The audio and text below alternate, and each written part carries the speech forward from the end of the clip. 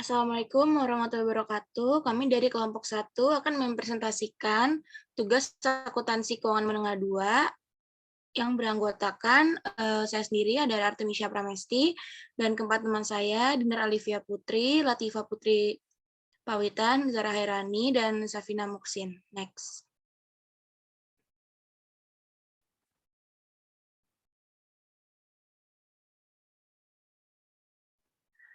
Presentation and Disclosure in Financial Reporting.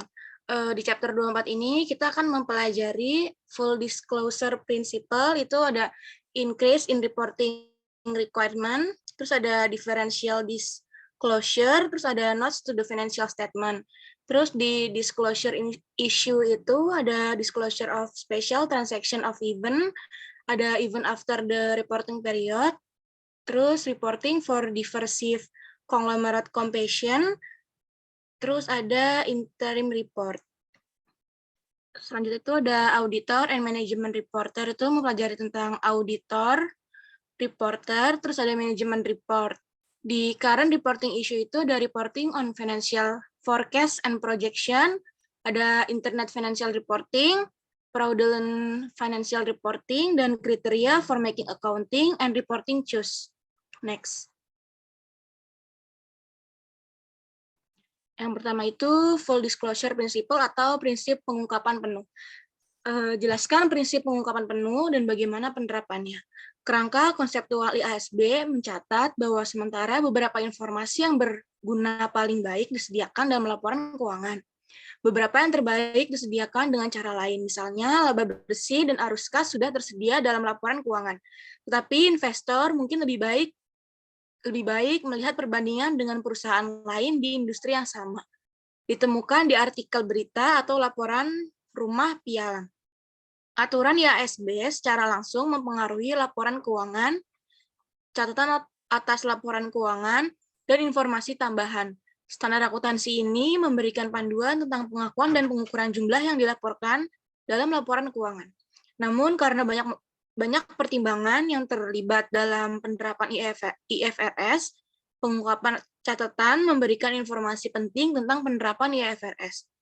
Informasi tambahan mencakup item seperti pengungkapan tentang risiko dan ketidakpastian, sumber daya dan kewajiban yang tidak diakui dalam laporan posisi keuangan seperti cadangan mineral, dan informasi tentang geografis dan segmen industri. Jenis informasi lain yang ditemukan dalam laporan tahunan seperti komentar manajemen dan surat kepada pemegang saham tidak tunduk pada aturan IASB. Next.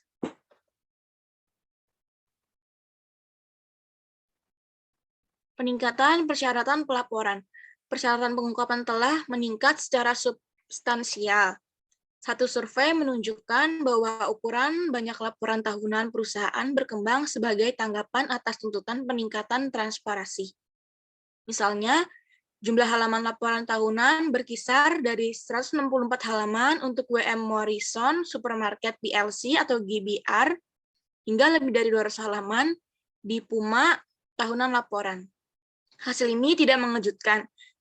Seperti yang diilustrasikan di seluruh teks ini, IASB telah mengeluarkan banyak pertanyaan dalam 10 tahun terakhir yang memiliki ketentuan pengungkapan yang substansial. Alasan peningkatan persyaratan pengungkapan ini bervariasi. Beberapa alasan dari mereka adalah kompleksitas lingkungan bisnis, kompleksitas bisnis yang semakin meningkat, operasi memperbesar kesulitan menyaring peristiwa ekonomi ke dalam ringkasan laporan. Area seperti derivatif, leasing, kombinasi bisnis, pensiun, pembiayaan, pengaturan, pengakuan pendapatan, dan pajak tangguhan yang kompleks. Hasil dari perusahaan secara ekstensif menggunakan catatan atas laporan keuangan untuk menjelaskan hal ini, transaksi, dan efeknya di masa depan. Next.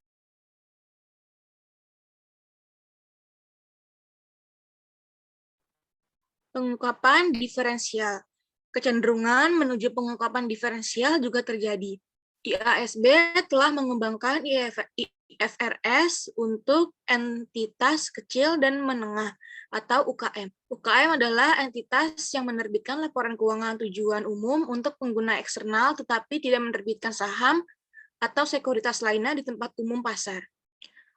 UKM diperkirakan mencapai lebih dari 95% dari semua perusahaan di seluruh dunia. Banyak yang percaya seperangkat standar yang disederhanakan masuk akal bagi perusahaan-perusahaan ini, karena mereka tidak memiliki sumber daya untuk menerapkan IFRS penuh.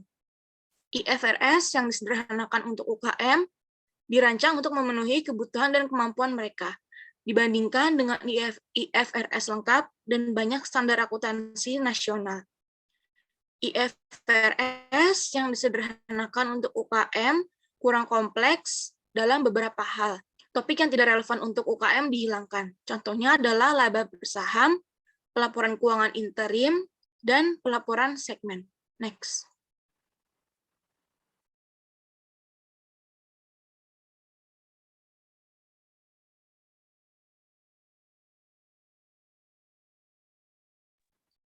Catatan atas laporan keuangan. Seperti yang Anda ketahui dari studi Anda tentang teks ini, catatan merupakan bagian integral dari laporan keuangan pernyataan badan usaha. Catatan adalah sarana memperkuat atau menjelaskan item yang disajikan dalam tubuh utama dari pernyataan. Mereka dapat menjelaskan dalam istilah kualitatif informasi yang berkaitan dengan spesifik item laporan keuangan. Selain itu, mereka dapat memberikan data tambahan kuantitatif sifatnya untuk memperluas informasi dalam laporan keuangan. Terus juga bisa menjelaskan pembatasan yang diberlakukan oleh pengaturan keuangan atau perjanjian kontak dasar. Next.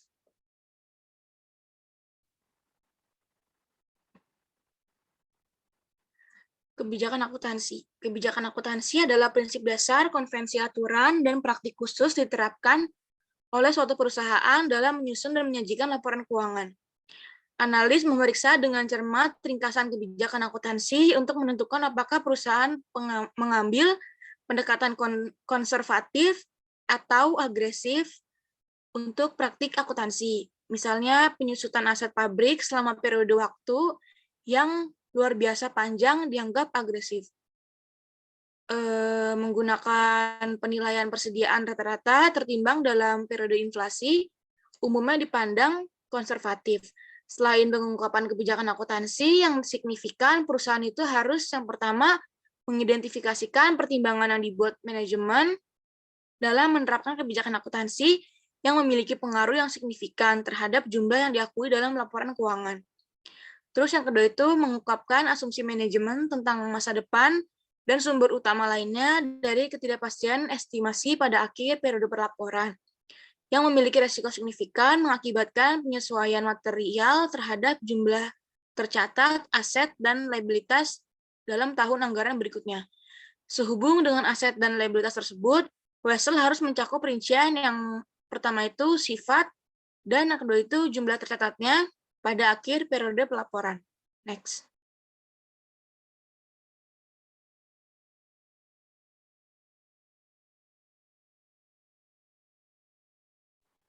Pengungkapan utama.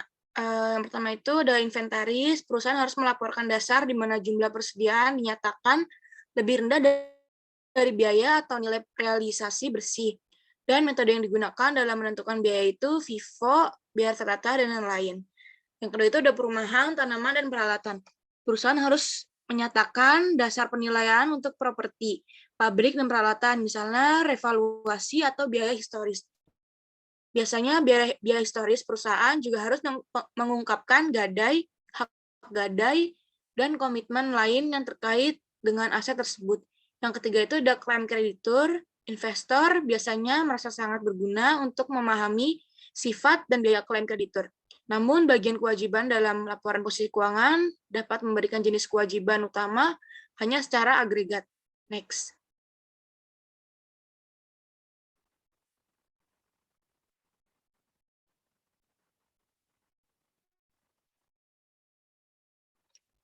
Terus ada klaim pemegang saham, banyak perusahaan menyajikan informasi posisi keuangan dalam laporan posisi keuangan tentang sekuritas ekuitas, jumlah saham yang diotorisasi, diterbitkan, dan beredar, dan nilai nominal untuk setiap jenis ekuitas. Contohnya itu keberadaan opsi saham yang beredar, hutang konversi yang beredar, saham preferen yang dapat ditebus, dan preferensi konversi saham. Terus ada kontingensi dan komitmen. Sebuah perusahaan mungkin memiliki keuntungan atau kerugian kontingensi yang tidak diungkapkan dalam tubuh laporan keuangan. Yang selanjutnya itu ada nilai wajar. Perusahaan yang memiliki aset atau liabilitas yang diukur pada nilai wajar umumnya mengungkapkan biaya dan nilai wajar dalam catatan laporan keuangan. Adil pengukuran nilai dapat digunakan untuk banyak aset dan kewajiban keuangan, investasi, revaluasi, aset tetap, dan lain-lain. Terus ada pajak tangguhan, pensiun, dan sewa. IASB juga mensyaratkan pengungkapan yang luas di bidang pajak tangguhan, pensiun, dan sewa. Terus ada perubahan kebijakan akuntansi, profesi mendefinisikan sebagai berbagai jenis perubahan akuntansi dan menetapkan panduan untuk pelaporan setiap jenis. Next.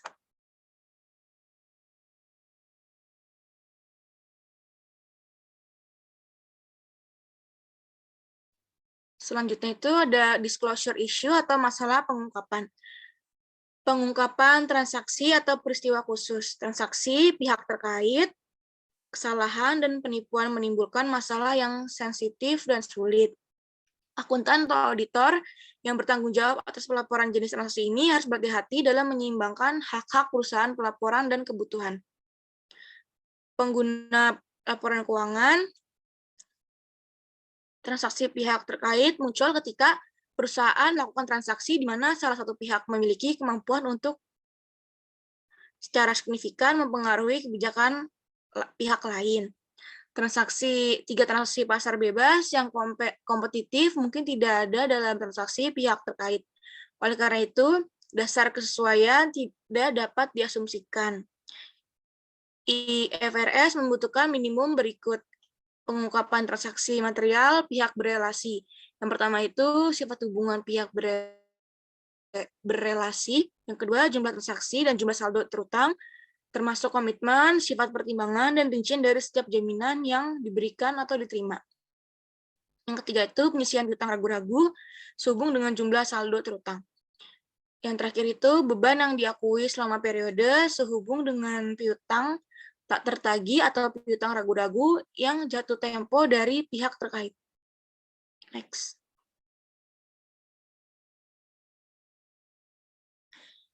Peristiwa setelah periode pelaporan atau peristiwa selanjutnya. Catatan atas laporan keuangan harus menjelaskan setiap peristiwa keuangan signifikan yang terjadi setelah tanggal laporan posisi keuangan resmi. Tapi sebelum laporan tersebut diotorisasi untuk diterbitkan, selanjutnya disebut sebagai tanggal pengesahan. Acara-acara tersebut adalah disebut sebagai peristiwa setelah tanggal pelaporan atau peristiwa setelahnya. Berikut ilustrasi menunjukkan diagram waktu dari periode peristiwa berikutnya. Next.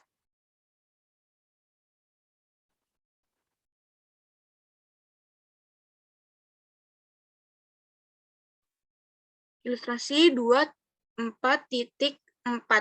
Jangka waktu untuk peristiwa selanjutnya. Suatu jangka waktu beberapa minggu atau kadang-kadang bulan dapat berlalu setelah akhir tahun buku, tetapi sebelum manajemen atau dewan direksi mengesahkan penerbitan laporan keuangan, berbagai kegiatan yang terlibat dalam penutupan pembukaan untuk periode tersebut menerbitkan laporan keuangan. Laporan membutuhkan waktu mengambil dan menghitung biaya persediaan, merekonsiliasi buku besar pembantu dengan akun pengendalian, menyiapkan entry penyesuaian yang diperlukan, memastikan bahwa semua transaksi untuk periode tersebut telah dimasukkan, mendapatkan audit atas laporan keuangan oleh akuntan publik bersertifikat independen, dan mencetak laporan keuangan tahunan. Selama periode antara tanggal laporan posisi keuangan dan tanggal pengesahannya. Transaksi penting atau peristiwa lain dapat terjadi yang secara material mempengaruhi posisi keuangan atau situasi operasi perusahaan. Next. Dua jenis peristiwa atau transaksi yang terjadi setelah tanggal laporan posisi keuangan mungkin memiliki dampak material terhadap laporan keuangan. atau mungkin memerlukan pengungkapan agar pembaca dapat menafsirkan laporan ini secara akurat. Yang pertama itu peristiwa yang memberikan bukti tambahan tentang kondisi yang ada pada tanggal laporan posisi keuangan, termasuk estimasi yang melekat dalam proses penyusunan laporan keuangan. Yang kedua itu peristiwa yang memberikan bukti tentang kondisi yang tidak ada pada tanggal laporan posisi keuangan, tapi muncul setelah tanggal tersebut. Peristiwa ini disebut sebagai peristiwa kemudian yang tidak disesuaikan dan tidak memerlukan penyesuaian laporan keuangan. Selanjutnya akan dijelaskan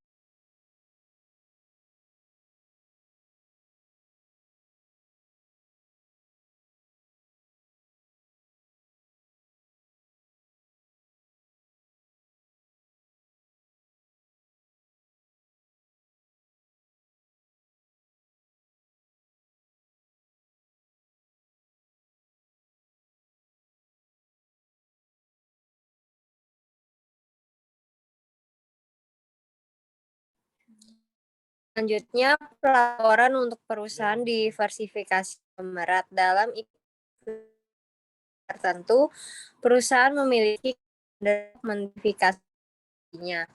Ambilnya itu Siemens AG yang produknya meliputi teknologi produk konsumen dan ketika bisnis begitu terverifikasi, investor dan analisis investasi yang lebih banyak informasi detail di laporan keuangan, khususnya mereka menginginkan laporan laba rugi, laporan keuangan, dan informasi pada masing-masing segmen yang membentuk angka pendapatan total. Banyak informasi tersembunyi daerah.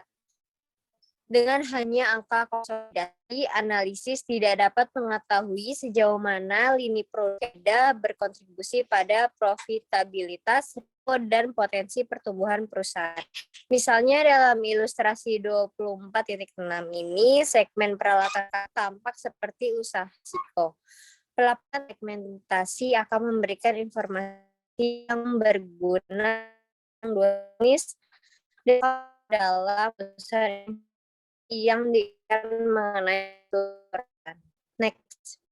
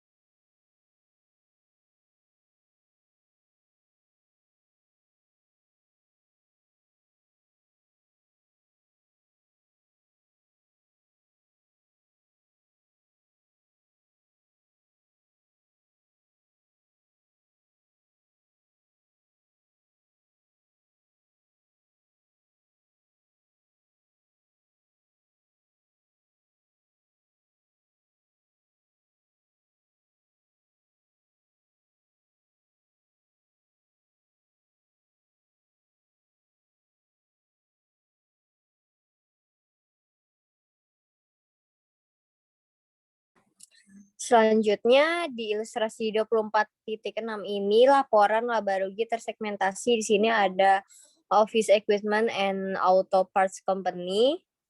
Di sini dalam miliaran, di mana itu net sales-nya itu Office Equipment-nya $18, Auto Parts-nya $60,8. Setelah dikonsolidasi ternyata dia 78,8. Terus ada manufacturing cost yang terdiri dari inventories, awalnya itu Office Equipment-nya $4, Auto Parts-nya 8,3. Setelah dikonsolidasi dia menjadi awal inventory-nya 12,3. Terus materials and service, Office Equipment-nya 10,8, Auto Parts-nya 28,1, sehingga pas dikonsolidasi 38,9. Terus wages-nya itu Office Equipment-nya itu 3,8, Auto Parts-nya 9,1, setelah dikonsolidasi 12,9. Terus ending inventory-nya Office Equipment-nya minus 3,9, Auto Parts-nya minus 9,4, sehingga konsolidasinya 13,3. Untuk selling and administrative expense, Office Equipment-nya itu 1,6, Auto Parts-nya 10,5, sehingga konsolidasinya 12,1. Untuk total operating expense, office equipment-nya 16,3, auto parts-nya 46,6, pas dikonsolidasi 62,9. Untuk income before tax-nya, office equipment itu 1,7, auto parts-nya 14,2, pas dikonsolidasi menjadi 15,9. Terus income tax, office equipment-nya -1, auto parts-nya -8,3, sehingga dikonsolidasi minus 9,3. Terus net income-nya, office equipment-nya 0,7, auto parts-nya 5,9, sehingga pas dikonsolidasi net income-nya 6,6. Nah, situasi klasik yang menunjukkan perlunya data tersegmentasi melibatkan Caterpillar in Company ini, regulator pasar mengutip Caterpillar karena gagal memberitahu investor bahwa hampir seperempat pendapatannya dalam 1 tahun berasal dari unit Brasil dan sifatnya tidak berulang. Perusahaan tahu bahwa kebijakan ekonomi yang berbeda di tahun depan mungkin akan sangat mempengaruhi pendapatan unit Brasil. Namun, Caterpillar menyajikan hasil keuangannya secara konsolidasi tanpa mengungkapkan operasi Brasil. Kegagalan Caterpillar untuk memasukkan informasi tentang Brasil membuat investor memiliki gambaran yang tidak lengkap tentang hasil keuangan perusahaan dan menghalangi investor untuk melihat perusahaan melalui mata manajemen. Next.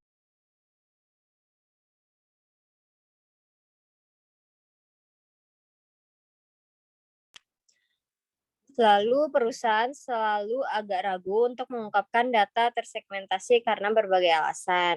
Nah, ini ada 6. Yang pertama itu, tanpa pengetahuan yang mendalam tentang bisnis dan pemahaman tentang faktor-faktor penting seperti lingkungan persaingan dan persyaratan investasi modal, investor mungkin menemukan informasi tersegmentasi tidak berarti atau bahkan mungkin menarik kesimpulan yang tidak tepat tentang laba yang dilaporkan dari segmen tersebut. Lalu yang kedua, pengungkapan tambahan dapat membantu pesaing, serikat pekerja, pemasok, dan badan pengatur pemerintah tertentu, dan dengan demikian merugikan perusahaan pelapor. Lalu yang ketiga, pengungkapan tambahan dapat mencegah manajemen mengambil risiko bisnis yang cerdas, karena segmen yang melaporkan kerugian atau pendapatan yang tidak memuaskan tidak menyebabkan ketidakpuasan pemegang saham terhadap manajemen. Terus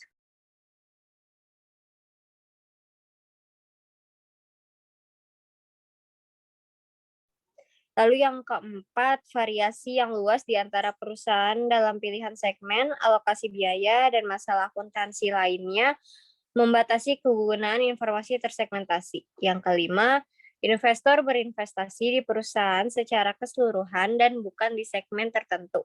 Dan tidak masalah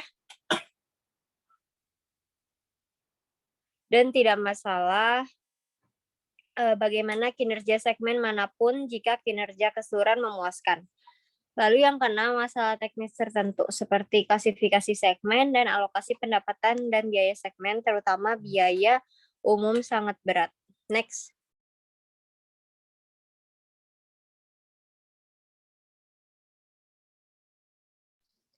Di sisi lain, para pendukung pengungkapan tersegmentasi menawarkan alasan berikut untuk mendukung praktik tersebut.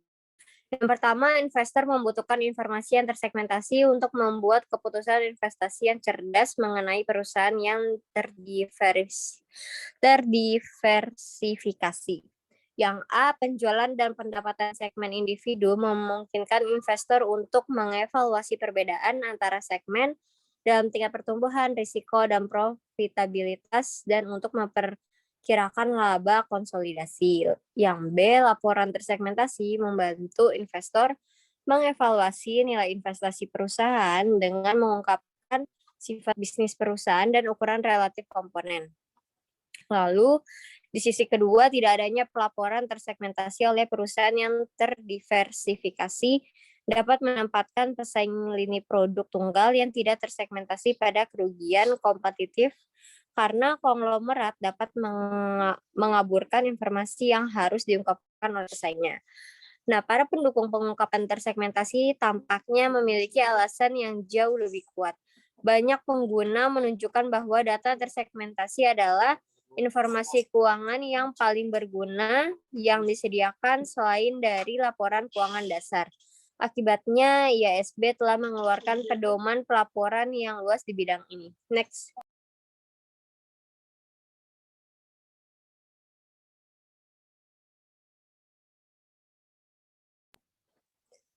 Lalu ada tujuan pelaporan informasi tersegmentasi. Di sini tujuan pelaporan data keuangan tersegmentasi itu untuk menyediakan informasi tentang berbagai jenis aktivitas bisnis yang melibatkan perusahaan dan lingkungan ekonomi yang berbeda di mana perusahaan beroperasi. Memenuhi tujuan ini akan membantu pengguna laporan keuangan melakukan hal sebagai berikut. Yang pertama, lebih memahami kinerja perusahaan. Yang B, lebih baik menilai prospeknya untuk kas bersih masa depan.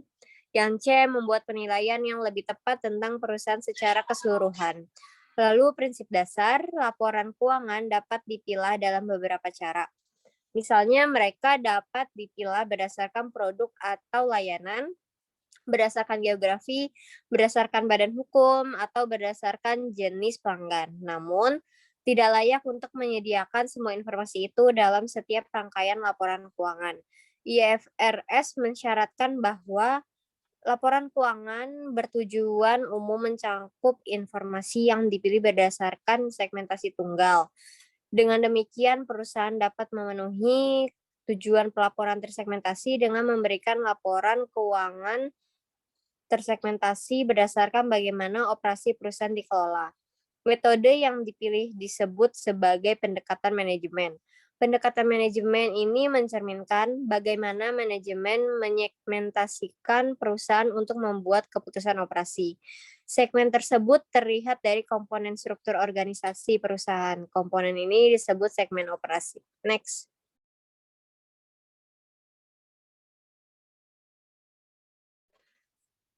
Lalu mengidentifikasi segmen operasi. Segmen operasi itu adalah komponen dari suatu perusahaan di mana terlibat dalam kegiatan bisnis, dari mana ia memperoleh pendapatan dan menimbulkan biaya, yang hasil operasinya ini dikaji ulang secara berkala oleh pengambil keputusan operasional perusahaan untuk menilai kinerja segmen dan mengalokasikan sumber daya ke segmen tersebut. Dan untuk mana informasi keuangan ini tersedia yang dihasilkan oleh atau berdasarkan sistem pelaporan keuangan internal.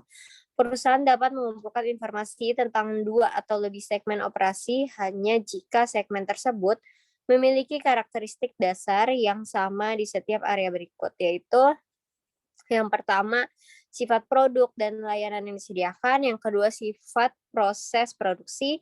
Yang ketiga, jenis atau kelas pelanggan. Yang keempat, metode distribusi produk atau jasa. Yang kelima, jika berlaku, sifat lingkungan, berarti itu peraturannya.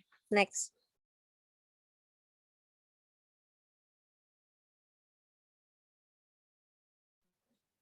Setelah perusahaan memutuskan segmen-segmen yang memungkinkan untuk diungkapkan, maka dilakukan uji materialitas kuantitatif.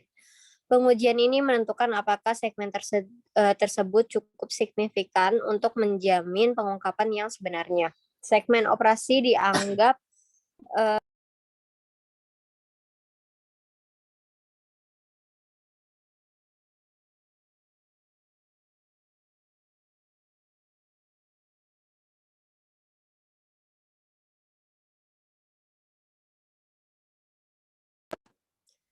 segmen operasi dianggap signifikan dan oleh karena itu segmen dilaporkan jika memenuhi satu atau lebih ambang kuantitatif berikut. Yang pertama, pendapatannya termasuk penjualan ke pelanggan internal dan eksternal dan penjualan atau transfer antar segmen.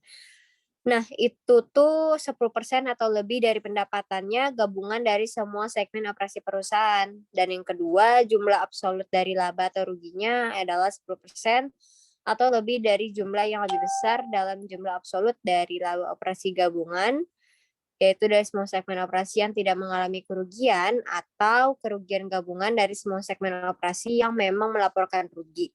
Terus yang ketiga, aset yang dapat diidentifikasi adalah 10% atau lebih dari aset gabungan dari semua segmen operasi. Dalam menerapkan tes ini, perusahaan harus mempertimbangkan 2 faktor tambahan. Pertama, data segmen harus menjelaskan porsi yang signifikan dari bisnis perusahaan. Secara khusus, hasil tersegmentasi harus sama atau melebihi 75% dari penjualan gabungan kepada pelanggan yang tidak terafiliasi untuk seluruh perusahaan. Tes ini mencegah perusahaan dari memberikan informasi terbatas hanya pada beberapa segmen dan mengelompokkan sisanya ke dalam satu kategori. Yang kedua, profesi mengakui bahwa pelaporan terlalu banyak segmen dapat membanjiri pengguna dengan informasi rinci. IASB memutuskan bahwa 10 adalah batas atas wajar yang untuk jumlah segmennya ini harus diungkapkan perusahaan. Dilihat secara konsep dasarnya. Next.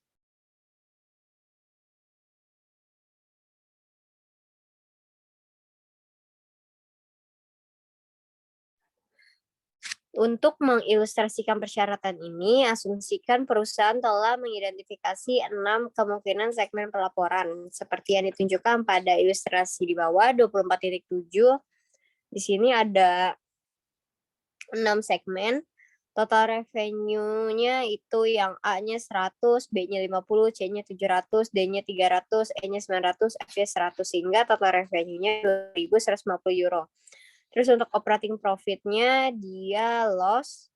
Segmen A-nya itu 10, B-nya 2, C-nya 40, D-nya 20, E-nya 18, yang F-nya minus 5. Sehingga kalau dijumlahkan itu jadi 85. Terus identifiable asset-nya untuk segmen A 60, segmen B 30, yang C 390, yang D 160, yang E 280, yang F 50, sehingga dijumlahkan hasil 970. Nah, ini tuh data untuk kemungkinan segmen pelaporan yang berbeda.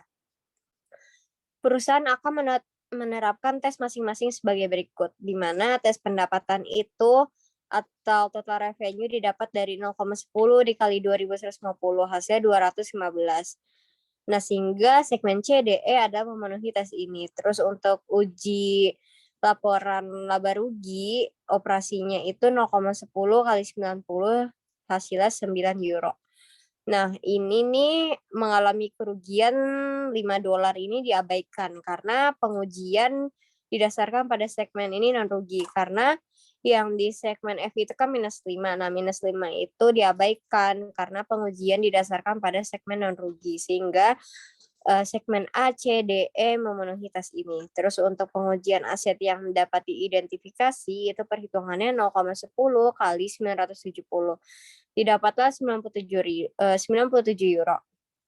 Terus untuk segmen C, D, E memenuhi tes ini. Oleh karena itu, segmen pelaporan A, C, D, E dengan asumsi bahwa keempat segmen ini memiliki penjualan yang cukup untuk memenuhi 75% uji penjualan gabungan. Tes 75% ini dihitungnya sebagai berikut. Nah, ini hitungan 75% dari uji penjualan gabungan, yaitu 0,75 dikali 2.150, hasilnya 1.612,50. Sehingga penjualan segmen A, C, D, dan E totalnya 2.000 euro. Didapat dari 100 ditambah 700 ditambah 300 ditambah 900. Oleh karena itu, tes 75% terpenuhi. Next.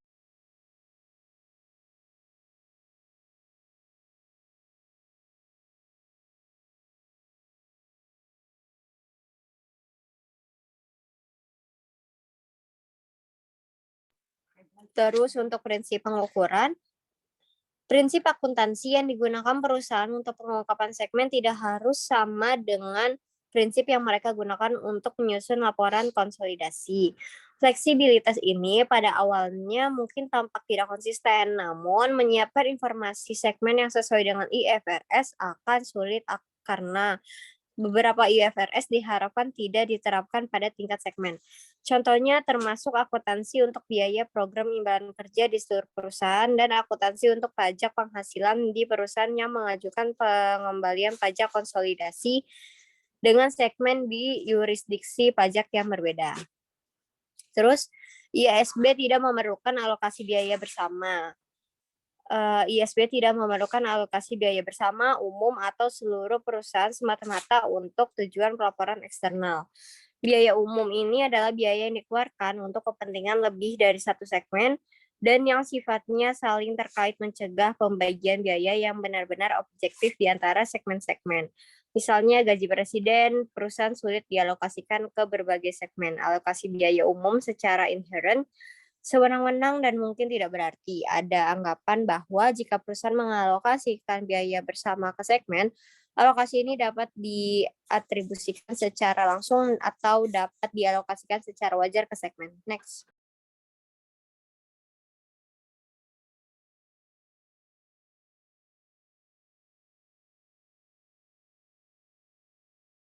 Lalu, informasi tersegmentasi dilaporkan. ISB mengharuskan perusahaan melaporkan hal berikut. Yang pertama, informasi umum tentang segmen operasinya. Ini mencakup faktor-faktor yang dianggap paling signifikan oleh manajemen dalam menentukan segmen operasi perusahaan dan jenis produk dan layanan yang darinya setiap segmen operasi memperoleh pendapatan. Yang kedua, segmen laba rugi dan informasi terkait secara khusus. Perusahaan harus melaporkan informasi berikut tentang setiap segmen operasi jika jumlahnya termasuk dalam menentukan laba atau rugi segmen, yaitu yang A, pendapatan dari transaksi dengan pelanggan eksternal, yang B, pendapatan dari transaksi dengan segmen operasi lain dari perusahaan yang sama, yang C, pendapatan bunga, yang D, beban bunga, yang E, beban penyusutan dan amortisasi, yang F, item yang tidak biasa, yang G, ekuitas atau laba bersih, investi dicatat dengan metode ekuitas, yang H, beban atau manfaat pajak penghasilan. Nah, ini yang ketiga, segmentasikan aset dan kewajiban. Perusahaan harus melaporkan total aset dan kewajiban setiap segmen operasi. Yang keempat, ada rekonsiliasi. Perusahaan harus menyediakan rekonsiliasi total pendapatan segmen dengan total pendapatan, rekonsiliasi total laba dan rugi segmen operasi dengan pendapatan sebelum pajak penghasilan, dan rekonsiliasi total aset segmen operasi dan liabilitas terhadap total aset dan liabilitas. Yang kelima, informasi tentang produk dan layanan serta wilayah geografis. Di sini untuk segmennya itu tidak didasarkan pada geografi, perusahaan harus melaporkan kecuali dia tidak praktis. Yang pertama, dan di masing-masing negara lainnya. Lalu yang keenam, pelanggan utama. Jika 10% atau lebih pendapatan perusahaan berasal dari satu pelanggan, perusahaan harus mengungkapkan jumlah total pendapatan dari setiap pelanggan tersebut menurut segmen. Next.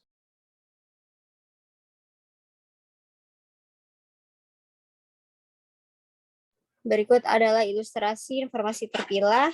Ilustrasi 24.8 menunjukkan pengungkapan segmen untuk Equinor. Segmen disclosure. Next.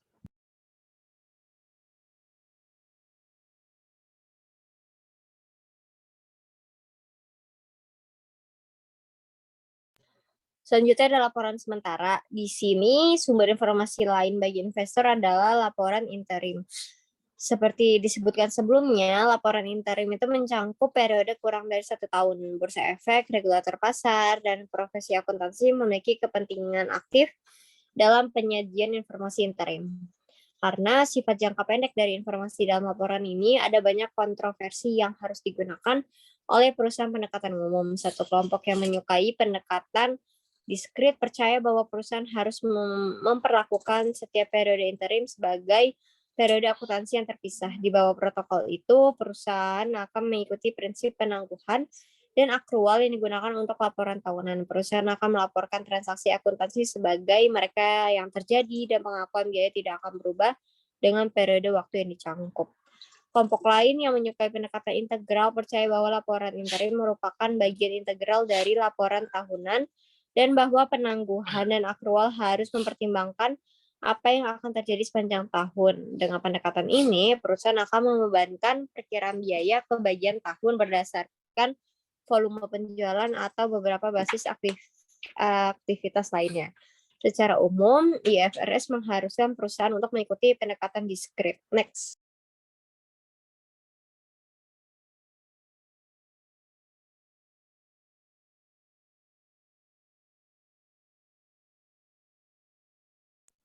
Lalu ada persyaratan pelaporan sementara.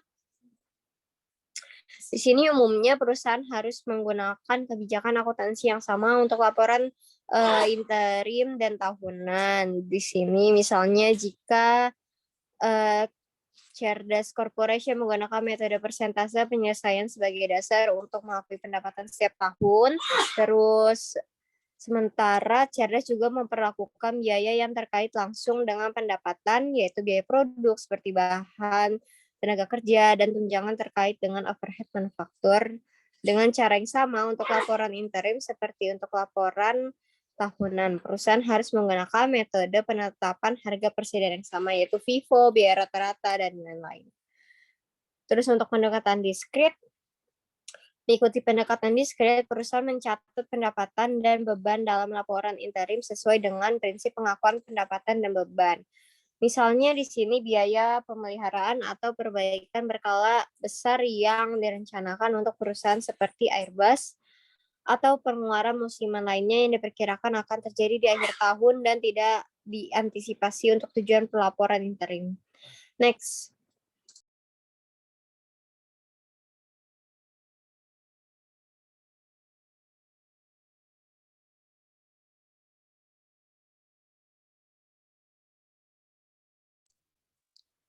Pengungkapan sementara di sini perusahaan harus melaporkan data sementara berikut minimalnya.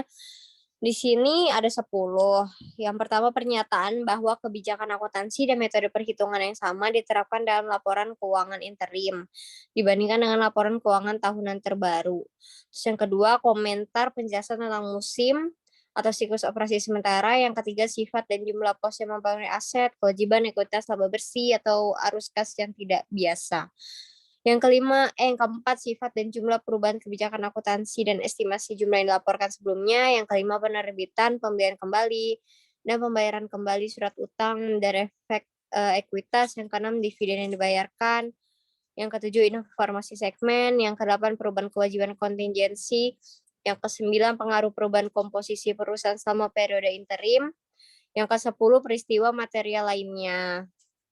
Jika satu set itu yang 1 sampai 10 itu lengkap di laporan keuangan disediakan, perusahaan mematuhi ketentuan IAS. Berarti jika 1 sampai 10 itu lengkap dalam laporan keuangan yang disediakan dalam laporan interim, berarti perusahaan itu mematuhi ketentuan IAS 1, yaitu penyajian laporan keuangan. Next.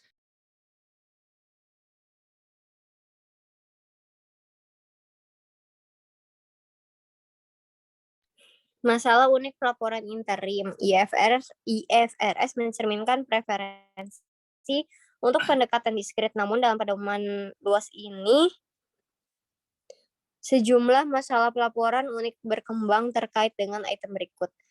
Nah, ada pajak penghasilan di mana tidak setiap dolar penghasilan kena pajak perusahaan dapat dikenakan pajak dengan tarif yang sama jika tarif pajak progresif.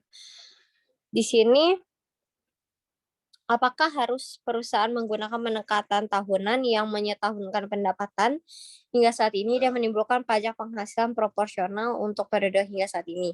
Atau haruskah mengikuti pendekatan prinsip marginal yang menerapkan tarif pajak yang lebih rendah atau jumlah pendapatan pertama yang diperoleh pada suatu waktu? Perusahaan umumnya mengikuti pendekatan yang terakhir dan dikenakan pajak yang berlaku untuk setiap dolar tambahan pendapatan. Nah, pendekatan ini konsisten dengan penerapan prinsip yang sama dalam laporan interim yang diterapkan pada laporan tahunan, yaitu pajak penghasilan dinilai di setiap tahun. Namun, jumlah yang masih harus dibayar untuk beban pajak penghasilan dalam satu periode interim mungkin harus disesuaikan pada periode interim berikutnya dari tahun buku tersebut jika estimasi tarif pajak penghasilan tahun berubah.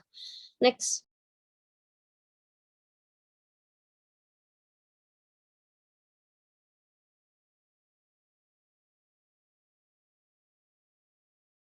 Lalu ada musiman. Nah, musiman ini terjadi ketika sebagian besar penjualan perusahaan terjadi dalam satu periode singkat dalam setahun, sementara biaya tertentu tersebar cukup merata di sepanjang tahun. Misalnya, industri gas alam memiliki penjualan terbesar di bulan-bulan musim dingin. Sebaliknya, industri minuman memiliki penjualan terbesar di bulan-bulan musim panas. Di sini, dalam bisnis musiman, fluktuasi laba yang luas terjadi karena penjualan di luar musim tidak menyerap biaya tetap perusahaan, misalnya biaya produksi, penjualan, dan administrasi yang cenderung tetap cukup konstan terlepas dari penjualan atau produksi. Di sini ada ilustrasi 24.9, data untuk contoh musiman. Di sini ada selling price unitnya $1, annual sales for the period-nya $100, karena dia 1 unit maka dikali 1. Terus manufacturing cost-nya itu ada variabel sama fix. Yang variabel itu 10 per unit, yang fix itu 20 per unit, sehingga 20.000 per tahun. Terus non-factoring cost-nya yang variabel 10 per unit, yang fixnya 30 per unit, sehingga 30.000 per tahun. Next.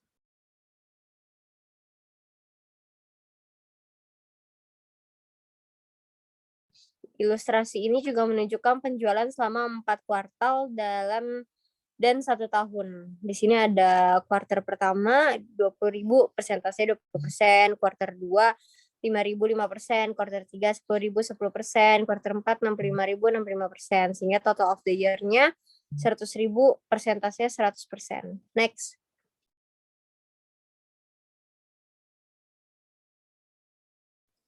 Ini juga ada ilustrasi 24.11, pendapatan bersih interim untuk bisnis musiman pendekatan diskrit. Next.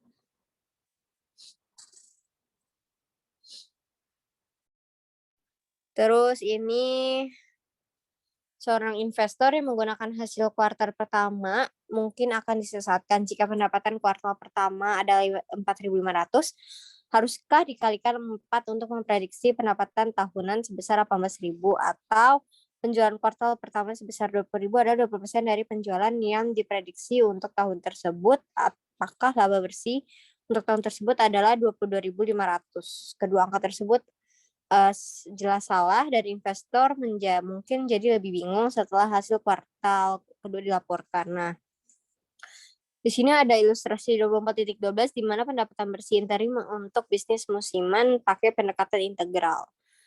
Di sini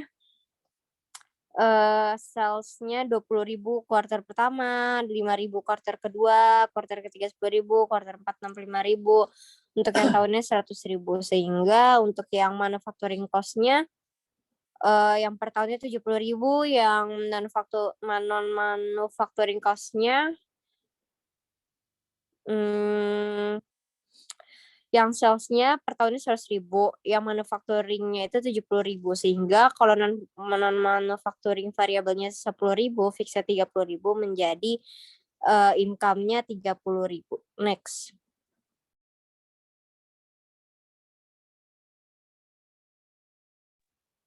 Pendekatan ini memecahkan beberapa masalah pelaporan interim, di mana penjualan pada kuartal pertama adalah 20% dari total penjualan tahun ini, dan laba bersih pada kuartal pertama adalah 20% dari total pendapatan.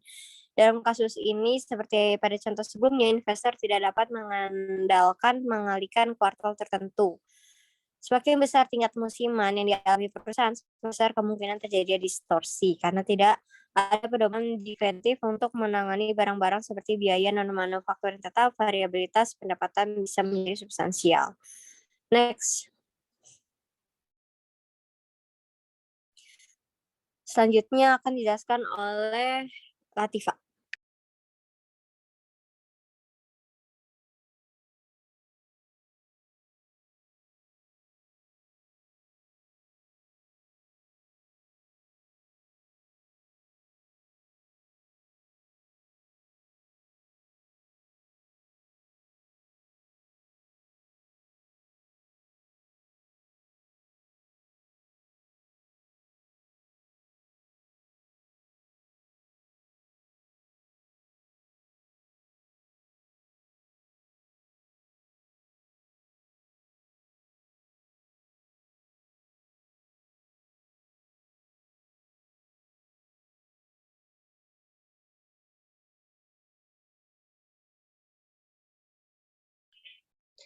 Selanjutnya, laporan auditor dan manajemen.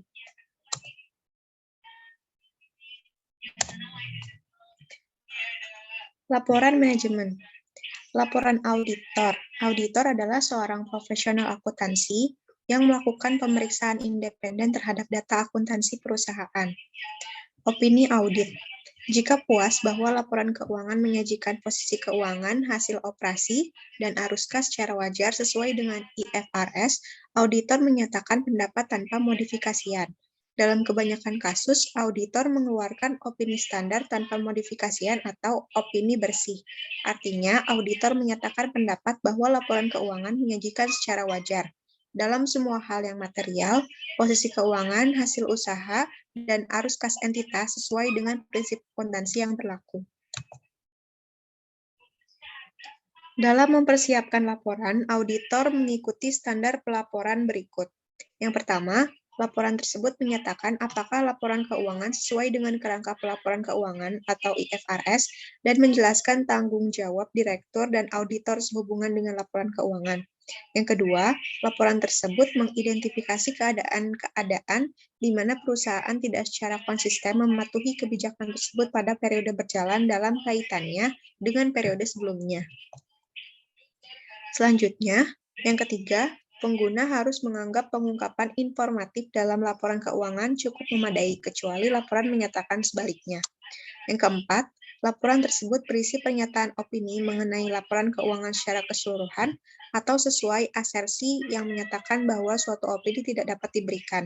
Ketika auditor tidak dapat menyatakan pendapat secara keseluruhan, laporan harus menyatakan alasannya. Dalam semua kasus di mana nama auditor dikaitkan dengan laporan keuangan, laporan harus berisi indikasi yang jelas tentang karakter pemeriksaan auditor, jika ada, dan tingkat tanggung jawab yang diambil. Keadaan tertentu, meskipun tidak mempengaruhi opini auditor tanpa modifikasian, mungkin mengharuskan auditor untuk menambah paragraf penjelasan ke dalam laporan audit. Beberapa keadaan yang lebih penting adalah sebagai berikut. Yang pertama, kepedulian. Yang kedua, kurangnya konsisten. Yang ketiga, penekanan suatu hal. Yang pertama, kepedulian. Auditor harus mengevaluasi apakah terdapat keraguan substansial tentang kemampuan entitas untuk melanjutkan kelangsungan usahanya selama periode waktu yang wajar, dengan mempertimbangkan semua informasi yang tersedia tentang masa depan. Umumnya, masa depan setidaknya tetapi tidak terbatas pada 12 bulan dari akhir periode pelaporan. Jika ada keraguan substansial tentang masa depan perusahaan, auditor menambahkan catatan penjelasan yang menjelaskan potensi masalah ke dalam laporan.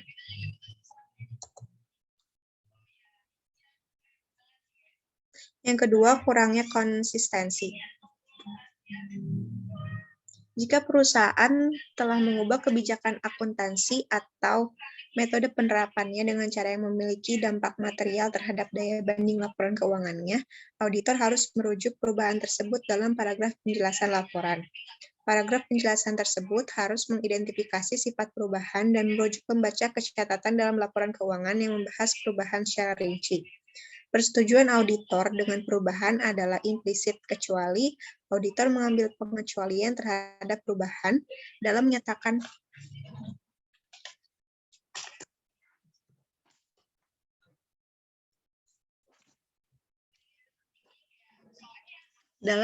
pendapat tentang penyajian wajar sesuai dengan prinsip akuntansi yang diterima atau IFRS.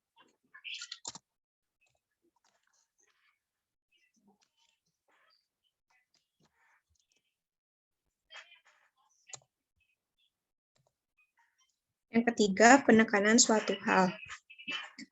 Auditor mungkin ingin menekankan suatu hal yang berkaitan dengan laporan keuangan, tetapi tidak bermaksud untuk menyatakan pendapat wajar tanpa pengecualian.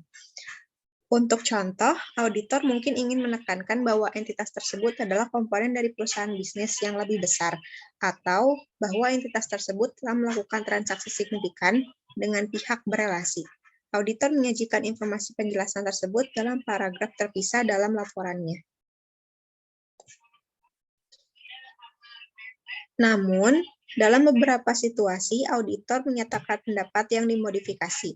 Opini yang dimodifikasi dapat berupa, yang pertama, opini wajar dengan pengecualian, yang kedua, opini tidak wajar, atau yang ketiga, opini tidak menyatakan pendapat. Keadaan di mana auditor dapat menyimpang dari laporan wajar tanpa pengecualian standar atas laporan keuangan adalah sebagai berikut.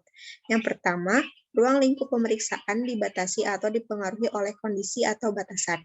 Yang kedua, laporan tidak menyajikan posisi keuangan atau hasil usaha secara wajar karena A. Kurangnya kesesuaian dengan prinsip dan standar akuntansi yang berlaku, dan B. Pengungkapan yang tidak memadai. Selanjutnya, masalah audit utama. Bisa didefinisikan sebagai hal-hal yang menurut pertimbangan profesional auditor adalah yang paling signifikan dalam audit atas laporan keuangan periode berjalan. Menurut standar audit, untuk setiap KAM atau masalah audit utama yang dimasukkan dalam laporan audit, auditor akan menjelaskan mengapa masalah tersebut dianggap signifikan dan bagaimana hal itu ditangani secara audit. Selama audit, tujuan memasukkan KAM dalam laporan audit adalah untuk meningkatkan tingkat komunikasi laporan. Dalam laporan audit PUMA, KAM yang disampaikan terkait goodwill. Banyak topik akuntansi yang muncul di dalamnya. Terdapat pengakuan pendapatan, penurunan nilai aset, pajak penghasilan, persediaan, dan kewajiban kontingensi. Biasanya muncul sebagai KAM. Pengungkapan keuangan adalah salah satu dari sejumlah fitur institusional yang berkontribusi pada pasar keamanan yang sehat. Faktanya, penelitian terbaru tentang pengungkapan dan mekanisme lainnya, seperti tuntutan hukum perdata dan sanksi pidana, menemukan bahwa pengungkapan yang baik adalah kontributor terpenting bagi pasar yang dinamis. Studi yang membandingkan pengungkapan dan elemen hukum dan peraturan lainnya di 49 negara, menemukan bahwa negara-negara dengan undang-undang pengungkapan terbaik memiliki pasar sekuritas terbesar. Selanjutnya, laporan manajemen. Komentar manajemen membantu dalam interpretasi posisi keuangan, kinerja keuangan, dan arus kas perusahaan. Tinjauan keuangan oleh manajemen yang menjelaskan dan menjelaskan fitur utama, kinerja keuangan dan posisi keuangan perusahaan, serta ketidakpastian utama yang dihadapinya. Beberapa perusahaan menggunakan bagian komentar manajemen dari laporan tahunan untuk mengungkapkan upaya perusahaan di bidang keberlanjutan. Laporan tersebut dapat mencakup tinjauan terhadap faktor dan pengaruh utama yang menentukan kinerja keuangan, termasuk perubahan lingkungan di mana entitas beroperasi, respon entitas terhadap perubahan tersebut dan pengaruhnya, dan kebijakan investasi perusahaan untuk mempertahankan dan meningkatkan kinerja keuangan, termasuk kebijakan dividennya. Lalu, sumber pendanaan perusahaan dan rasio kewajiban terhadap ekuitas yang ditargetkan, dan sumber daya perusahaan tidak diakui dalam laporan posisi keuangan sesuai dengan IFRS. Selanjutnya, konsep yang mendasari. Kerangka konseptual IISB mencatat bahwa manajemen tahu lebih banyak tentang perusahaan daripada pengguna, dan oleh karena itu dapat meningkatkan kegunaan informasi keuangan dengan mengidentifikasi transaksi signifikan yang mempengaruhi perusahaan dan dengan menjelaskan dampak keuangannya. Komentar manajemen mencakup laporan yang dijelaskan dalam berbagai yurisdiksi sebagai diskusi dan analis manajemen atau MD&A, tinjauan operasi dan keuangan atau OFR, atau laporan manajemen. Selanjutnya, ukuran kinerja alternatif. Manajemen perusahaan sering mengembangkan ukuran kinerja yang digunakan untuk mengevaluasi posisi keuangan dan kinerja entitas dan berbagai komponennya. Beberapa ukuran didasarkan pada item laporan keuangan yang didefinisikan dan disyaratkan oleh IFRS. Misalnya, manajemen dapat secara teratur meninjau rasio utang terhadap ekuitas untuk mendapatkan wawasan tentang bagaimana leverage keuangan entitas berubah. Namun, manajemen juga dapat mengembangkan langkah-langkah yang tidak hanya bergantung pada item laporan keuangan yang ditentukan IFRS. Seperti ukuran pertumbuhan pendapatan berdasarkan mata uang konstan untuk menghilangkan dampak pada perubahan pendapatan yang disebabkan oleh perubahan nilai tukar mata uang. Tindakan yang tidak hanya didasarkan pada ukuran yang ditentukan oleh IFRS tersebut sebagai ukuran kinerja alternatif atau manajemen. Selanjutnya akan dijelaskan oleh Kak Safinah.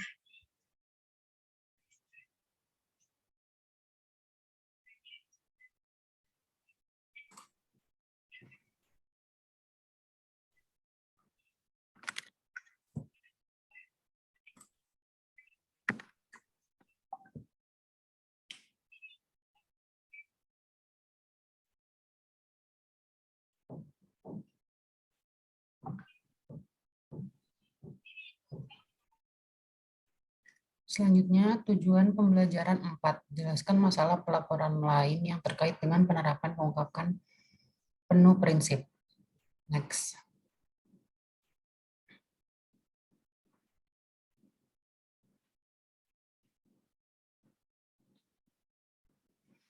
Pelaporan perakiraan dan proyeksi keuangan dalam beberapa tahun terakhir, permintaan publik yang berinvestasi untuk informasi yang lebih banyak dan lebih baik telah difokuskan pada pengungkapan ekspektasi perusahaan untuk masa depan. Pengungkapan ini mengambil salah satu dari dua bentuk. Yang pertama, perakiraan keuangan. Perakiraan keuangan itu adalah serangkaian laporan keuangan prospektif yang menyajikan sejauh yang diketahui dan diyakini oleh pihak yang bertanggung jawab posisi keuangan yang diharapkan perusahaan, hasil operasi, dan arus kas. Pihak yang bertanggung jawab mendasarkan perakiraan keuangan pada kondisi yang diharapkan ada dan tindakan yang diharapkan akan diambil. Yang kedua, proyeksi keuangan.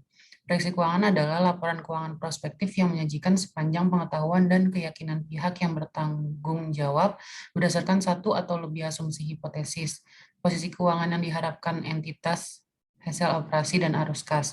Pihak yang bertanggung jawab mendasarkan proyeksi keuangan pada kondisi yang diharapkan akan ada dan tindakan yang diharapkan akan diambil dengan satu atau lebih asumsi hipotesis.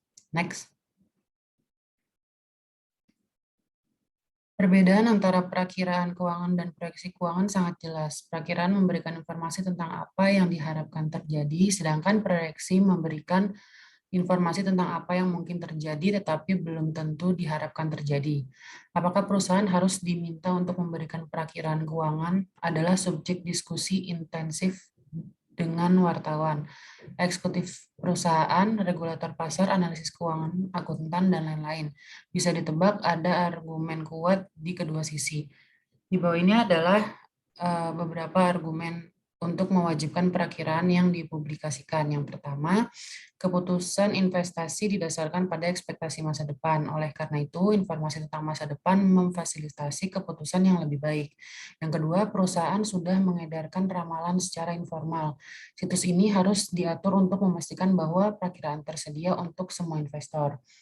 Yang ketiga, keadaan sekarang berubah begitu cepat sehingga informasi sejarah tidak lagi memadai untuk prediksi. Next.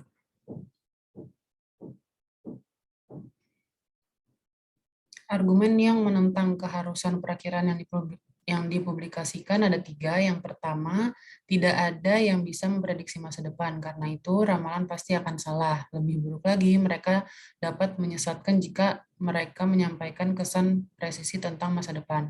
Yang kedua, perusahaan mungkin berusaha hanya untuk memenuhi perkiraan yang dipublikasikan sehingga gagal menghasilkan hasil yang sesuai dengan kepentingan terbaik pemegang saham. Yang ketiga, jika ramalan terbukti tidak akurat, akan ada tudingan dan kemungkinan tindakan hukum. Yang keempat, pengungkapan perakiraan akan merugikan organisasi karena dapat dibaca tidak hanya oleh investor tapi juga pesaing, asing dan domestik. Standar auditing menetapkan pedoman untuk persiapan dan penyajian perakiraan dan proyeksi keuangan. Mereka mengharuskan akuntan untuk memberikan yang pertama, ringkasan asumsi signifikan yang digunakan dalam perakiraan atau proyeksi, dan yang kedua, pedoman untuk penyajian minimum. Untuk mendorong manajemen mengungkapkan informasi keuangan prospektif, beberapa regulator pasar telah menetapkan aturan pelabuhan yang aman. Ini memberikan perlindungan pada perusahaan yang menyajikan ramalan yang salah. Selama perusahaan menyiapkan ramalan dengan alasan yang masuk akal, dasar dan mengungkapkannya dengan etikat baik. Next.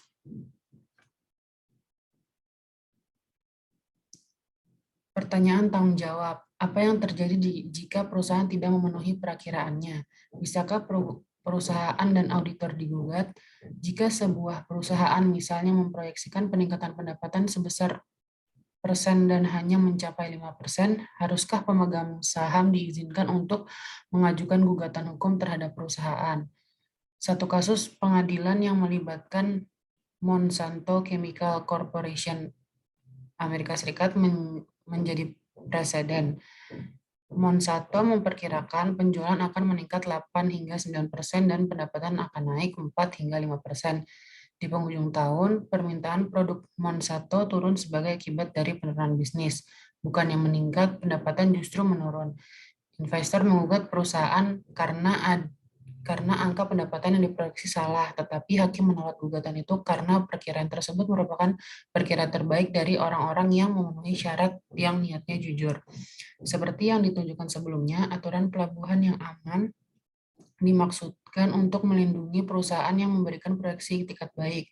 Namun ada banyak kekhawatiran tentang bagaimana regulator pasar dan pengadilan akan menafsirkan istilah seperti itikat baik dan asumsi yang masuk akal ketika perkiraan yang salah menyesatkan pengguna informasi ini. Next.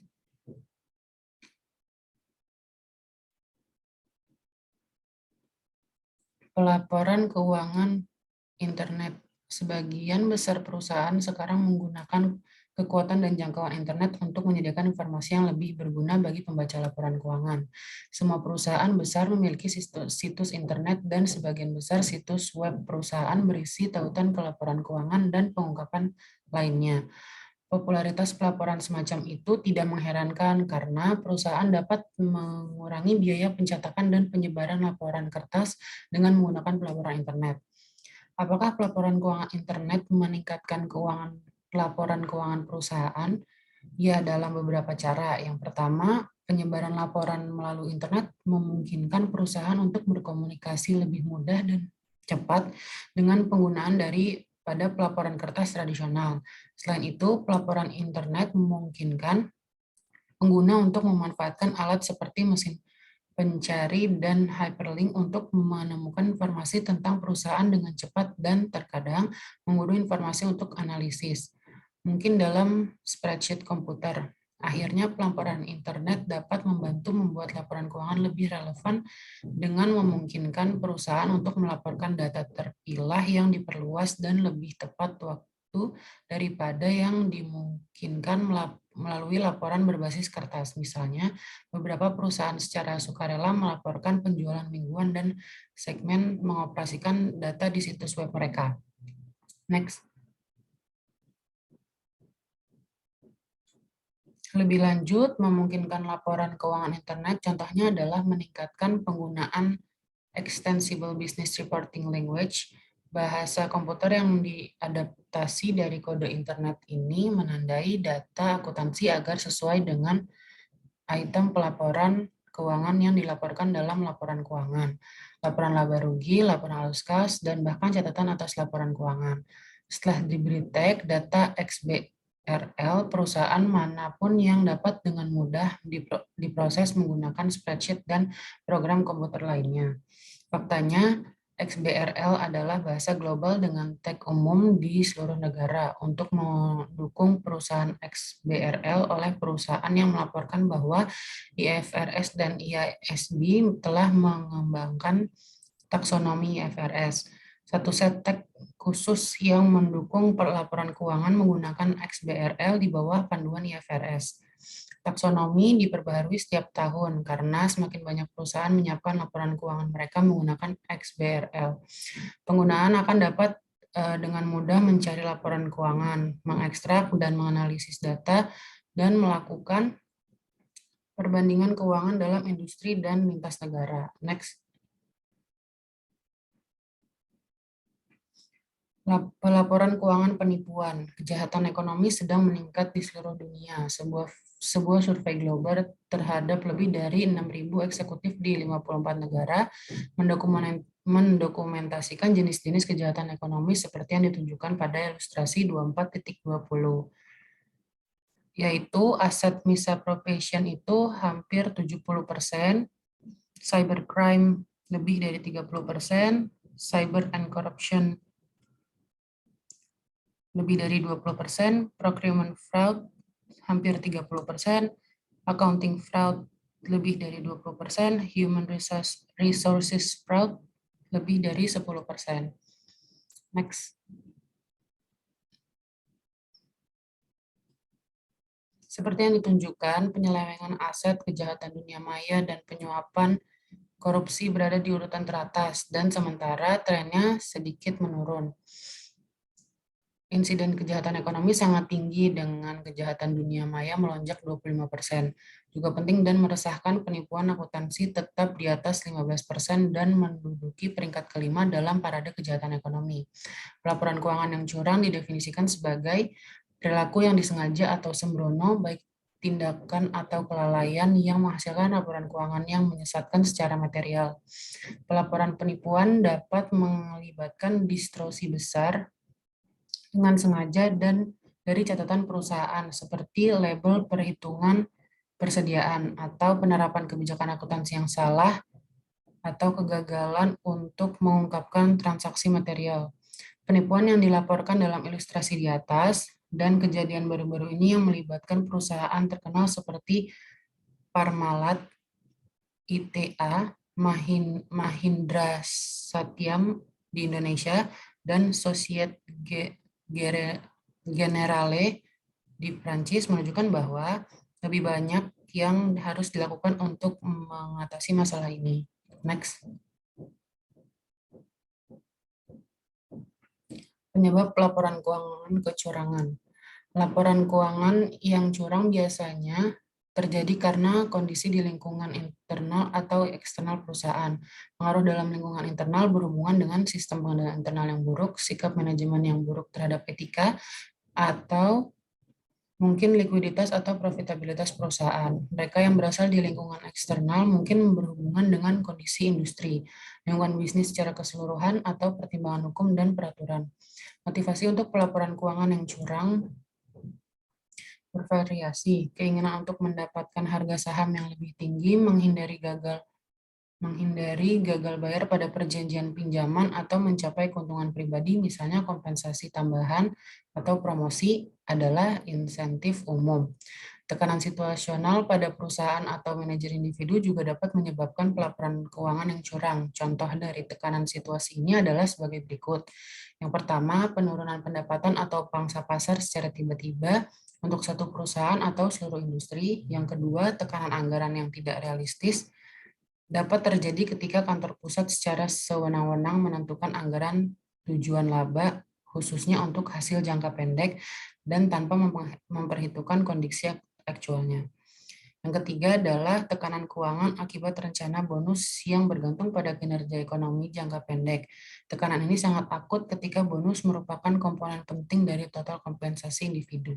Next. Peluang untuk pelaporan keuangan penipuan hadir dalam keadaan ketika penipuan mudah dilakukan dan ketika deteksi sulit. Seringkali peluang ini muncul dari yang pertama, tidak adanya dewan direksi atau komite audit secara waspada mengawasi proses pelaporan keuangan. Yang kedua, kontrol akuntansi internal yang lemah atau tidak ada. Situasi ini dapat terjadi. Misalnya ketika sistem pendapatan perusahaan kelebihan beban sebagai akibat dari ekspansi penjualan yang cepat, akuisisi divisi baru, atau masuknya lini bisnis baru yang tidak dikenal.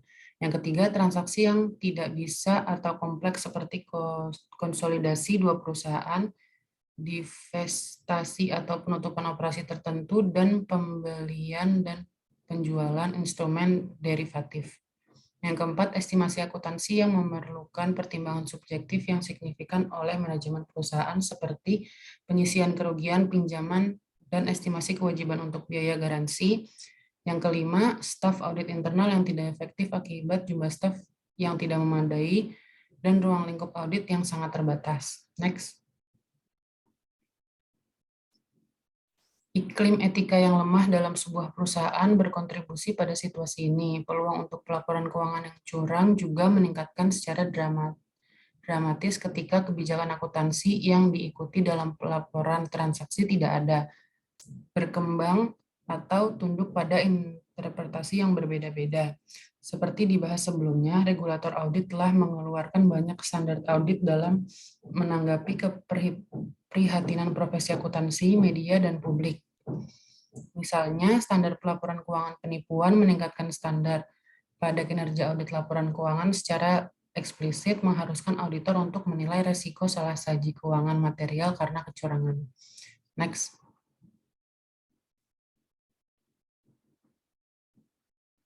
Kriteria untuk membuat pilihan akuntansi dan pelaporan. Sepanjang teks ini, kami menekankan perlunya memberikan informasi yang berguna dalam memprediksi jumlah, waktu, dan ketidakpastian arus kas masa depan. Untuk mencapai tujuan ini, perusahaan harus membuat pilihan yang kebijaksana antar konsep akuntansi alternatif, metode, dan cara pengungkapan. Anda mungkin terkejut dengan banyaknya pilihan yang ada di antara alternatif yang dapat diterima. Anda harus menyadari bagaimanapun seperti yang ditunjukkan dalam bab 1 bahwa akuntansi sangat dipengaruhi oleh lingkungannya. Itu tidak ada dalam ruang hampa. Oleh karena itu, tidak realistis untuk berasumsi bahwa profesi dapat sepenuhnya menghilangkan penyajian alternatif dari transaksi dan peristiwa tertentu. Namun demikian, kami berharap bahwa dengan mengikuti kerangka konseptual, profesi akan dapat fokus pada kebutuhan pengguna laporan keuangan dan menghasilkan keragaman dalam praktik jika sesuai lihat konsep yang mendasari. Fokus IASB pada standar berbasis prinsip diarahkan pada masalah ini. Ini berusaha untuk mengembangkan panduan yang akan menghasilkan akuntansi dan pelaporan keuangan yang mencerminkan substansi ekonomi dari transaksi, bukan hasil keuangan yang diinginkan dari manajemen.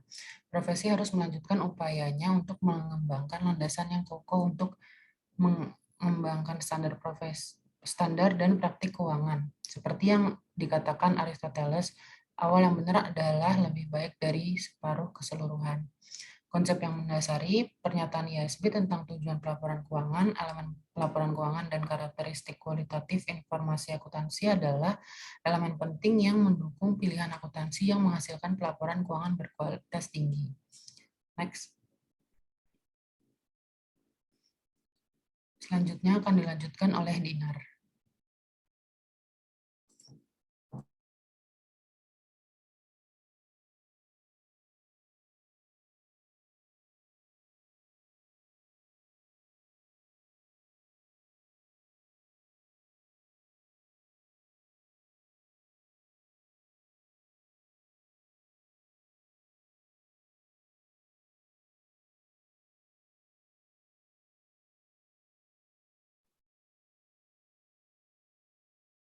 Selanjutnya untuk lampiran 24A, analisis laporan keuangan dasar. Pemegang obligasi di sisi lain lebih melihat ke indikator jangka panjang seperti struktur modal perusahaan, pendapatan masa lalu, dan proyeksi, dan perubahan posisi keuangan. Pemegang saham sekarang atau calon juga tertarik pada banyak fitur yang dipertimbangkan oleh kreditur jangka panjang. Sebagai pemegang saham, harus fokus pada gambaran pendapatan karena perubahan di dalamnya sangat mempengaruhi harga pasar investasi.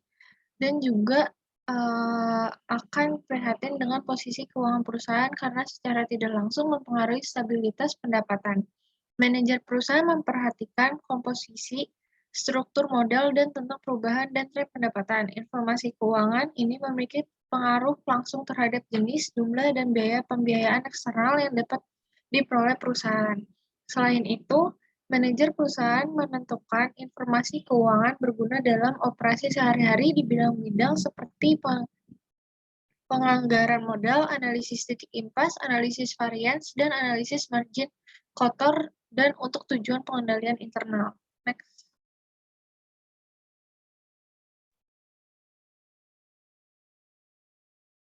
Selanjutnya untuk perspektif analisis laporan keuangan, yaitu pembaca laporan keuangan dapat mengumpulkan informasi dengan memeriksa hubungan antara item pada laporan dan mengidentifikasi tren dalam hubungan ini. Hubungan dinyatakan secara numerik dalam rasio dan persentase, dan tren diidentifikasi melalui analisis komparatif.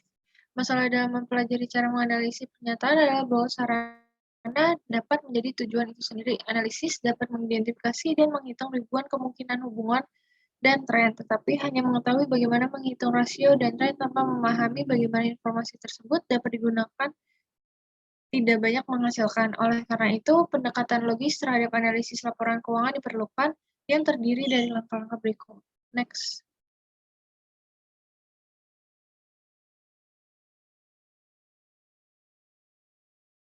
Yang pertama, ketahui pernyataan yang ingin Anda temukan jawabannya seperti yang ditunjukkan sebelumnya. Berbagai kelompok memiliki jenis kepentingan yang berbeda dalam sebuah perusahaan. Yang kedua, ketahui pertanyaan-pertanyaan yang dapat dijawab dengan rasio dan pertimbangan tertentu. Ini akan ini bakal dibahas nantinya. Yang ketiga, cocokkan 1 dan 2 di atas. Dengan percocokan seperti itu, analisis pernyataan akan memiliki arah dan tujuan yang logis. Next. Kemudian, analisis rasio. Dalam menganalisis data laporan keuangan, analisis menggunakan berbagai perangkat untuk memunculkan signifikasi, komparatif, dan relatif dari informasi keuangan yang disajikan. Perangkat tersebut meliputi analisis rasio, analisis komparatif, analisis persentase, dan pemeriksaan data terkait. Tidak ada suatu perangkat yang lebih berguna daripada yang lain. Setiap situasi berbeda, dan analisis sering memperoleh jawaban yang dibutuhkan hanya dengan pemeriksaan yang cermat terhadap hubungan timbal balik di antara semua data yang diberikan. Analisis rasio adalah titik awalnya. Rasio dapat diklasifikasi sebagai berikut. Next.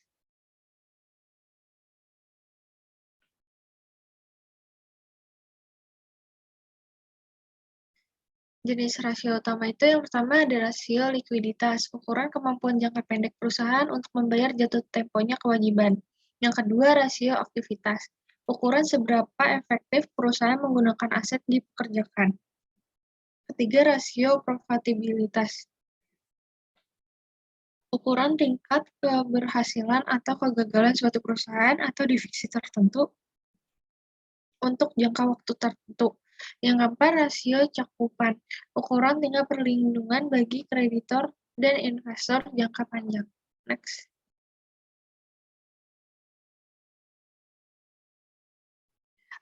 Selanjutnya ada ringkasan untuk persentase rasio. Next.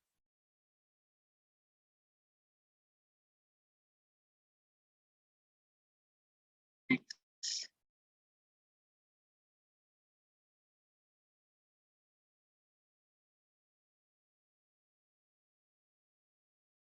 Untuk keterbatasan analisis rasio, mungkin keterbatasan terbesar di analisis ini adalah masalah sulit untuk mencapai komparabilitas di antara perusahaan-perusahaan dalam industri tertentu.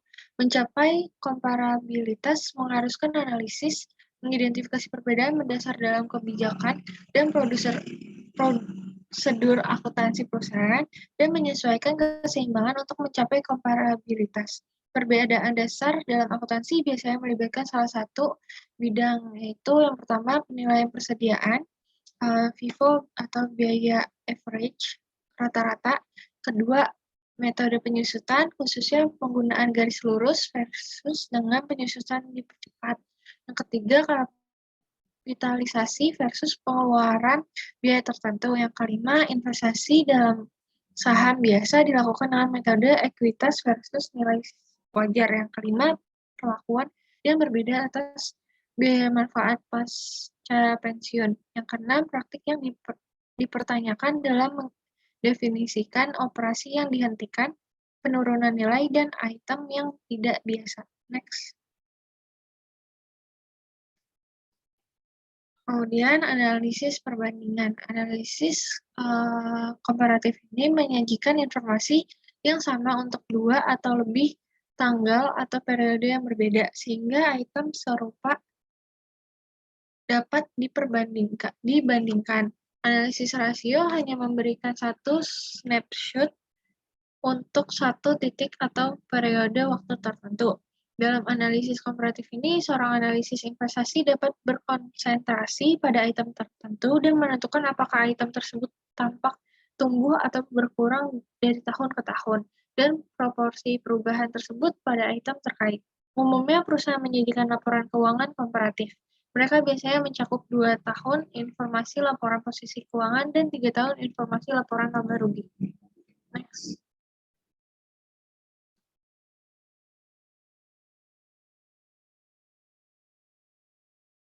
Analisis persentase atau ukuran umum. Analisis persentase ini terdiri dari pengukuran serangkaian jumlah terkait menjadi serangkaian persentase dari basis tertentu. Misalnya, analisis sering mengungkapkan semua item dalam laporan laba rugi sebagai persentase penjualan atau kadang-kadang sebagai persentase harga pokok penjualan. Mereka mungkin menganalisis laporan posisi keuangan berdasarkan total aset. Analisis persentase memfasilitasi perbandingan dan membantu dalam mengevaluasi ukuran relatif item atau perubahan relatif item. Konversi jumlah dolar absolut ke persentase juga dapat memfasilitasi perbandingan antara perusahaan dengan ukuran berbeda. Next.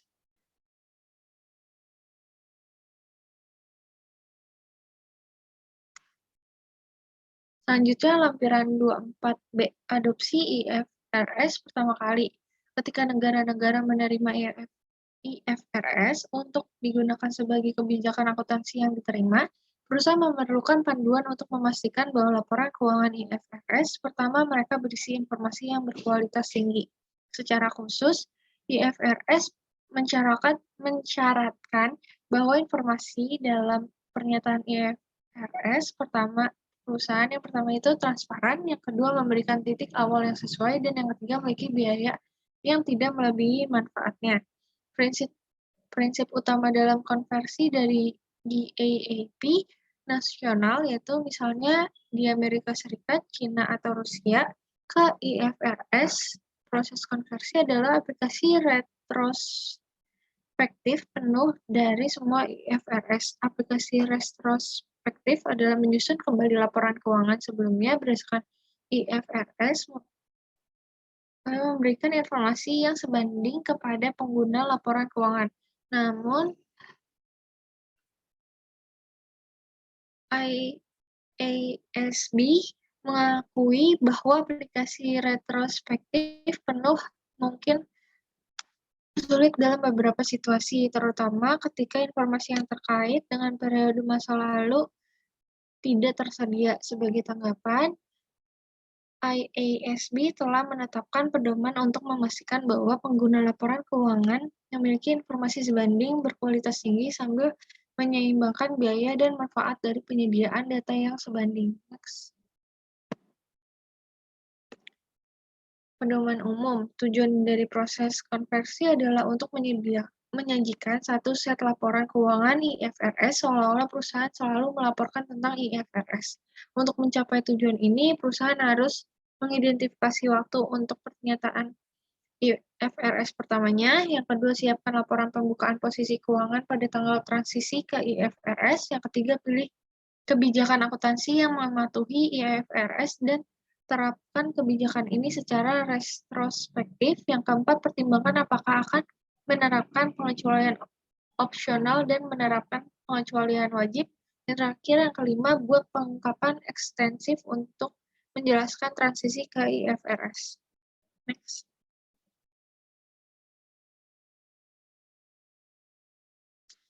Selanjutnya, tanggal yang relevan. Setelah perusahaan memutuskan untuk mengonversi ke IFRS, perusahaan harus memutuskan tanggal transisi dan tanggal pelaporan. Tanggal transisi adalah awal dari periode paling awal di mana informasi IFRS komparatif penuh disajikan. Tanggal pelaporan adalah laporan penutupan tanggal posisi keuangan untuk laporan keuangan IFRS pertama.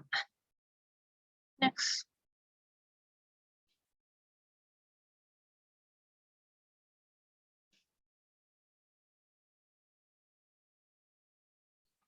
Selanjutnya, implementasi tahapan. Membuka laporan posisi keuangan IFRS. Seperti yang ditunjukkan, untuk memulai proses konversi, perusahaan terlebih dahulu menyiapkan laporan IFRS pembukuan posisi keuangan. Proses ini melibatkan langkah-langkah berikut. Yang pertama, sertakan semua aset dan kewajiban yang dibutuhkan IFRS. Yang kedua, kecualikan aset dan kewajiban apapun yang tidak diizinkan IFRS. Yang ketiga, mengklasifikasikan semua aset, kewajiban, dan ekuitas sesuai dengan IFRS. Yang keempat, ukur semua aset dan kewajiban sesuai dengan IFRS. Menyelesaikan proses ini membutuhkan pengetahuan tentang GAAP sebelumnya yang digunakan dan IFRS yang telah diperoleh dengan mempelajari teks ini. Selanjutnya, next.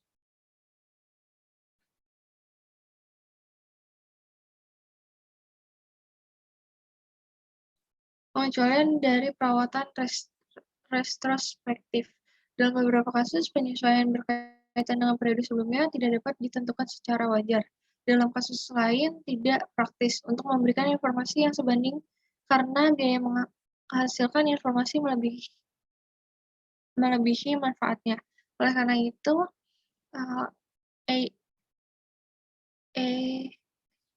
IASB menargetkan pengecualian dari perawatan retrospektif umum di mana tampaknya sesuai. Dua jenis pengecualian disediakan diperlukan dan efektif. Pengecualian yang diperlukan itu Dewan mengidentifikasi sejumlah area di mana perusahaan dilarang menerapkan retrospektif dalam adopsi IFRS pertama kali. Yang pertama, perkiraan. Yang kedua, akuntansi lindung nilai. Yang ketiga, kepentingan dan pengendali. Yang keempat, direkognisi aset keuangan dan kewajiban keuangan. Yang kelima, klasifikasi pengukuran aset keuangan. Next.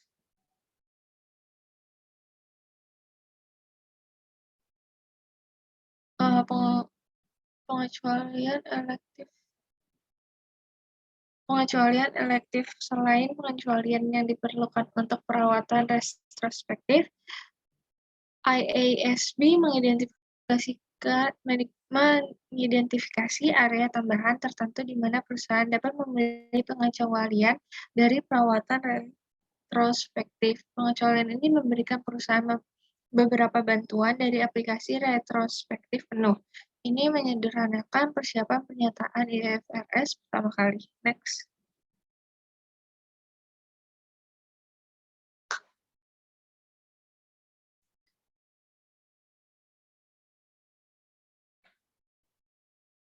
Next.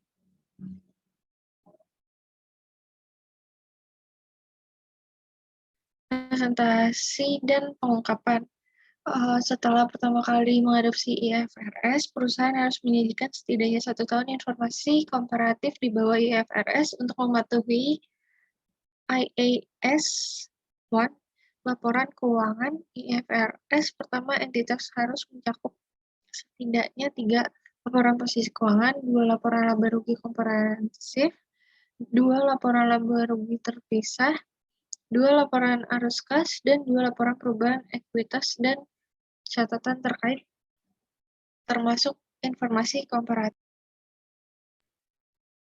Perusahaan harus menjelaskan bagaimana transisi dari GAAP sebelumnya ke IFRS mempengaruhi posisi keuangan yang dilaporkan, kinerja keuangan, dan arus kas. Laporan keuangan IFRS pertama perusahaan harus mencakup rekonsiliasi, yaitu ada ekuitas dilaporkan sesuai dengan GAAP sebelumnya untuk ekuitasnya sesuai dengan IFRS pada tanggal transisi. Lanjutan total pendapatan komprehensifnya sesuai dengan IFRS untuk total pendapatan komprehensif sesuai dengan GAAP sebelumnya untuk periode yang sama. Rekonsiliasi harus disiapkan untuk periode terakhir dalam laporan keuangan tahunan terbaru perusahaan di bawah GAAP sebelumnya. Next. Ringkasannya itu ketika perusahaan mengadopsi IFRS, mereka harus memastikan bahwa pengguna laporan keuangan menerima informasi berkualitas tinggi untuk membandingkan laporan keuangan yang disiapkan berdasarkan IFRS dan GAAP sebelumnya. Pedoman IFRS dirancang untuk memastikan bahwa setelah adopsi pertama kali laporan keuangan sebanding dan bahwa biaya dan manfaat adopsi pertama kali dikelola secara efektif. Sekian presentasi dari kelompok kami, kurang lebihnya mohon maaf. Terima kasih.